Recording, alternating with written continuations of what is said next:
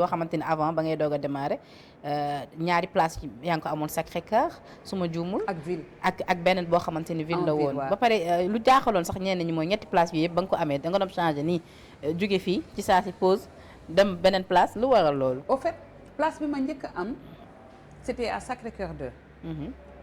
bi ñu demee ba nga xamante ni affaire bi dox na xajatuñ fa woon. ñu dem wut en face collège Sacré-Cœur. bi ñu nekkee collège Sacré-Cœur ñu sàcc ma. xam nga kuy waaw. yàgg ngaa daj métti nag ndoo. xam nga. ñu daal di ma sàcc.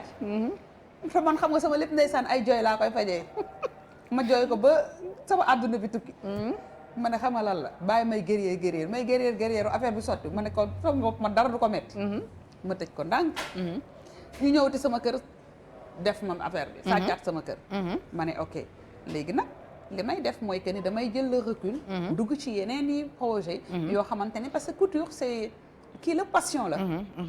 couture passion la. et puis par la suite ma am suma place sur la corniche mooy suma restaurant bi. Abyss Garden. Abyss Garden man nekk si. gis naa sama xarit Kalzi tout le temps di ko dugal. voilà man nekk si nag. ba voilà léegi mu ubbi. Abyss Garden bi mooy place bi nga amoon problème ak Atepa. moom la waaw problème finalement sunu borom def si jàmm. mais abi problème boobu man kon dafa am lu ma rek ci problème parce que ma defoon procès bi njëkk bi dañoo joxoon dëgg ki nga xamante ni moo di Atepa. len daal xam naa ko. man yóbbu nañ ma police. yóbbu nañ ma abi nag yëngaloon nga réew mi ci sa problème boobu ak Atepa de. non def sa vidéo ñëpp soutenir la réew mi nag si boobu laa xam ne yow ndekete réew mi nag am nga fi tolluwaay bu rëy. xam nga loolu li koy waral mooy. man place bi tëbu ma rek toog teg fa sama bopp. damaa dem fekk place bu kenn. jëlu mu nekk dépôt d'ordure. tabaski jotaan da ngay gis dañ fay takk ay xar di ko jaay lu ñuy lakk sax ci koñ ba fa lañ koy ñëw di ko fa teg. dama dem demander mairie jox ma ne man dinaa ko defar parce que moi j'aime bien fu dara newul ma def fa dara. ma nekk fa di liggéey par la suite ma am ay jafe-jafe ak Pierre Goudiaby après may continuer di liggéey quoi en plus que maa ngi ak sama ay kayit rien ne m'empêchait de continuer mon travail ma continuer sama liggéey. après bon affaire yi compliqué ma yeewu suba teel j'ai vu ci net bi benn photo Youssou Ndour ñu def un proche de Youssou Ndour traîné en justice. ma cliqué ci ndekete man la. ndekete man la quoi. après j'ai reçu beaucoup de plaintes par rapport à cela j'ai dit nag jot na ma wax. lii ma jot a def fi ma ko teg ak kayit. te nga defee woon vidéo ba. waaw ma génne jël samay responsabilité j'ai parlé li nga dama j'ai dit ce qui s'est passé génne suma ay kayit ba pare nag toog di xaar. ma wujji naa police wujji naa supercriminalité wujji naa sa tribunal mosuma fa dugg. ak ni nga ragalee takk der ak ni ma ragalee borom tër yooyu ñoom. xam nga man tamit ma daal di dem. bi ma demee après bon ñu bàyyi affaire bi ci loxo yoon. après le juge a tranché à ma faveur. ils m'ont redonné ma place. mais émotionnellement parlant naka nga dundee woon. c'était très dur pour boobu moi épreuve ak tamit ban soutien nga ci am soutien de taille yi nga ci am. j'ai eu am nañ ay soutien yoo xam ne je pourrais pas le dire. mais beaucoup de gens m'ont soutenu ici et d'ailleurs. fépp ci àdduna bi dama doon jot ay appel ba Makka. ba Arabie Saoudite partout ci àdduna bi les gens m'ont soutenu vraiment et je l'ai vécu difficilement bi affaire bi amee c'était ça m'a un peu secoué j'ai fait 2 fois réanimation waaw damay jékki-jékki rek parce que j'étais très faible quand même am na yoo xamante ne bu tegoo ci sa kaw dafay xaw a metti tuuti j'étais très faible damay taxaw rek damay daanu je l'ai fait 2 fois damay yeewu gis sama bopp réanimation mu nekk loo xam ne lu metti woon la ci man ak suma famille ak suma doom yi lu jafe woon la ci man mais après ma xam ne que yàlla ku mu bëggul du la teg coono si ma ne ginnaaw sàcc ma fenu ma tooñu ma naa continuer rek gëm li ma gëm te continuer xeex parce que la vie c'est un éternel combat adduna da ngay dund rek di jàng. mais tribunal dafa rendre woon appel dafa joxoon verdict après yow nga interjeté appel. non amul beneen verdict bu mus a génn lu dul man maa gagné. mais qu'est-ce que loolu ban sentiment la jox jour boobu tribunal. bon su fekkente ne woon par exemple gëmuma administration bi nga xam ne ñoom ñoo ma jox këyit yi waral ma nekk foofu ci lay am surprise mais man joxuma sama bopp administration ñoom ma jox këyit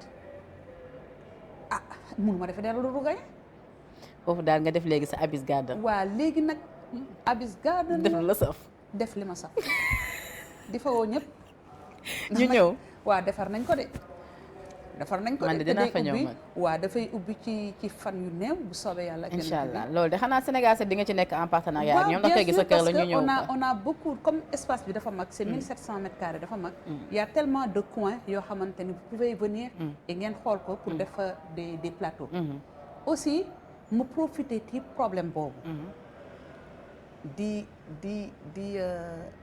remercier les Sénégalais Sénégalais taxaw nañ la de abi bu baax ni ñu ma taxawoo statut yi influenceurs yi ba ci tiktokers yi sax am na ñoo xamante ni dañ dem dañuy dem solu comme t-shirt bi nga soloon ba nga koy def daal di lii lépp pour manifester également seen soutien loolu nuñ taxaw buñ ma taxawu mënuma ko sax wax yàlla rek moo koy seede ñu taxawu ma ba pare gëm ma parce que nag sexaluma kenn suukar dëgg la defaluma leen dara mais dama wax li ne ci man génne kayit ci preuve à l'appui wañ leen ñu jàppale ma jàpp li ma leen wax gëm li ma leen wax ba sunu borom mi nga xam ne mooy rafetal lépp lu rafet yàlla def ma jotaat béréb bi mën caa liggéey aussi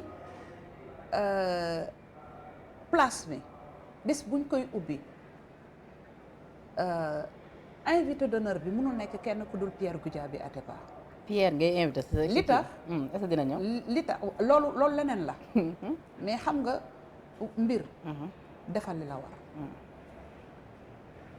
mbir defal rek yow li la war kon exclusivité fii nga koy waxee Sénégal fii laa ko waxee waaw mën nga ko invité waale nii en direct dafay ouvrir dans quelques jours bu soobee yàlla ak yonent bi bu ko suñu borom antoo may invité Pierre Goudiaby mooy sunu invité d'honneur li tax c'est peut-être que manque de compréhension moom la amoon par rapport ak man ndaxte defuma dara lu bon je suis une mère de famille dëgg la qui demande qu'à travailler liggéey kese laa xam du ma def lu bon du ma jaayuma lu bon dugguma ci lu bon liggéey donc laay moo ma tax a jóg te nag ci lay sax te moom itam ma xam ne que am na wàll fii ci réew mi te àdduna ku dul passer à autre chose amoo grandeur man nag bu jot wax jotee damay wax après su ma ci pare je passe à autre chose non la sax c'est ce qui s'est passé ci place bi defar nañ ko place bi place su Pierre Goudiaby la jeex na place bi place su Pierre Goudiaby la dinañ ko inaugurer incha allah ci fan ñu dégmal te abi dégg nga lu mu wax moom Pierre Goudiaby moom la def invité d'honneur am donc loolu day wane ne rek ginnaaw ay jàmm donc je rappelle que vous suivez toujours votre émission Sénégal VSD tey nañu fi recevoir ki nga xamante ni moo di Aby Ndour depuis boobu tey nag ay kaddu yu am solo la fi yëkkati macha allah Ndour neex a waxtaanal lool ñu gis nag fan yi dugg nag ci sa carrière musicale Aby nga génnee seetoo seet man jour boobu sax man personnellement man ba ma ngoonee yónnee lii bi dama ne dooma ni xanaa Aby day sëy tey donc teaser bi dox jàll lool ñëpp di ko partagé yéen si di sax doon wax ni Aby Ndour sa mari tey ndeke boobu son bi mooy génn nga ànd ci ak Alioune Mbaye déjà pourquoi le choix de nga tuddee ko seet bi seetoo seet également nga nekk ci en collaboration ak kii di Alioune Mbaye ak Ndiolé Tall au fait choix bi xam nga produit bi c'est un produit de Prince Art ñoom ñoo ko produire donc c'est Prince Art ñoom ñoo tuddee morceau bi seetoo seet donc sentir bi nag ak Nder xam nga c'est un artiste complet Nder nit ku baax la Nder ku mën a way li muy mën a way yëpp mën a sañse galant mën a fecc lool nii la mbaaxaay gi ëppee Nder nit ku baax la nit ku oyof la donc mu jàpp ci affaire bi morceau bi daf ci jàpp def ci ak yéene fu ma ne Nder nangam rek Nder jóg na ne ma loo ma wax rek ñu def donc loolu mu nekk loo xam ne lu ma neex la parce que artiste je me dis que il faut nga am générosité c'est-à-dire que am esprit de partage parce que adduna dañu partager rek dëgg la fii lu fi jàll mais nag esprit de partage boobu Aby du artiste yëpp ñoo ko d'accord am mais xam nga man su may wax en général ci suma cas rek laay mun di wax. esprit de partage dafa am importance. parce que benn lam du yëngu. buñ teglee mbir yi bu yëngoo ñëpp dégg ñu. nañ koy tegle. ku nekk sa wërsëg ci àdduna kenn mënumaa lekk bu ndeer. ndeer mënu jël sama bos mënumaa jël bu njole. waaye suñu boolee lépp day rafet te day baax. yaatal comme ni ko day Youssou neex daan bu ko waxee yaatalee. bi ma nekkee TFM Youssou Ndour looloo nekkoon waxam. boo Yaatal waxee leen. mu ne waaw yaatal Lan la mel? waaw ndax man mi borom kër gi damaa yaatal donc na ñëpp yaatal. noonu la mel donc esprit boobu buñ ko amee rek dafay neex njole ñëw moom tam fekk xam nga njole moom. way bi neex na de abi ba pare nga sañ si say robe yu rafet macha allah mais choix clip bi également bëgg naa ñu wax ci parce que dafa nekk clip bu raffiné image yi set. merci macha allah sañse bi rafet. et Merci. puis tamit li ngay way mu neex a dégg. merci. choix clip bi ak fi nga ko génnee décembre. waaw choix bi yooyu yëpp Prince Art la. c'est Ibou ak Ngone. Ngone ñoom ñoo ko parce que way bu yàgg la quand même. ah d'accord yàgg na Ibou moom moo nay ci morceau bi nay boo xam ne jotagul du ma ko génne. jotagul ma ba mu génne ko. c'est-à-dire que Ibou moo ko décidé. génne ko moment bi moom moo xam li tax parce que c'est un artiste. il sait lan la war a def ak lan la ban moment la koy def. vidéo bi ñu tourné ko à Saly benn partie bi. mu nekk instant bi sax ci tendance YouTube bi. c'est ça il Macha paraît que Allah. Ngone léegi la ma envoyé ne ma tendance YouTube numéro 1 Numéro un. donc sant Effectivement. donc ñu ma ci profiter aussi di remercier sama meilleur ami Jama Camara ak borom këram Flavio ak doomam Karim ñu nekk à Saly ñoom ñoo ñu jox première partie bi loolu c'est chez Jama fa lañ ko defee à Saly rafet na macha allah. deuxième partie bi ñu def ko chez moi sama kër lañ ko defee donc mu nekk loo xamante ni lu neex nit ñi léegi lan man- lañ mën a xaar lu topp ci single bi.